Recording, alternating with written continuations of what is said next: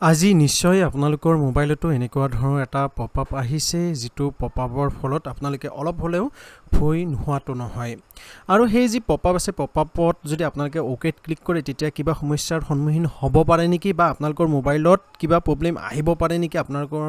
মোবাইলটোত কিবা বেলেগ অসুবিধা আহিব পাৰে নেকি সকলো বিলাকৰ বিষয়ে এই ভিডিওটোত আলোচনা কৰিম প্ৰথমতে এই যি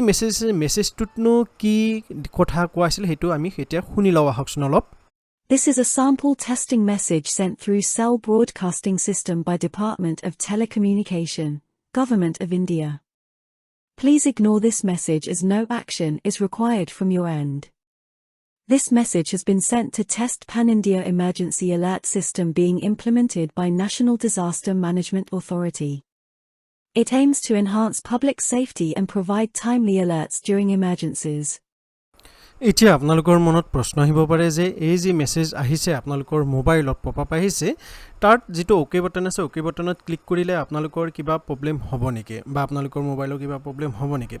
ইয়াতে মই জনাব বিচাৰিছো যে এই যে ওকে বাটন আছে ওকে বাটনত যদি আপোনালোকে ক্লিকও কৰে তেতিয়া হলে নিশ্চয় আপোনালোকৰ কোনো ধৰণৰ সমস্যাৰ সন্মুখীন নহয় কাৰণ এই যে পপআপ আছে পপআপটো চৰকাৰৰ তৰফৰ পৰা পঠোৱা হৈছে জৰুৰীকালীন সময়ত আপোনালোকক যাতে বাৰ্তাসমূহ দি থাকিব পাৰে বা আপোনালোকক একেলগে যাতে আপোনালোকক বাৰ্তাসমূহ পঠাব পাৰে গতিকে ইয়াত কোনো ধৰণৰ আপোনালোকৰ সমস্যাৰ সন্মুখীন নহয় গতিকে আপোনালোকে ভিডিওটো লাইক কৰিব ভিডিওটো যিমান পাৰে হিমান আপোনালোকৰ বন্ধু বান্ধৱীসকলৰ লগত শেয়াৰ কৰিব কাৰণ তেওঁলোকেও টেনচনত থাকিব পাৰে